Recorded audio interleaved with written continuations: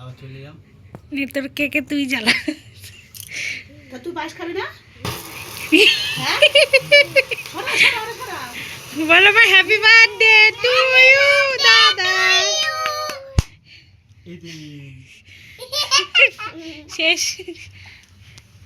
কাটো কাটো কেক কাটো মা।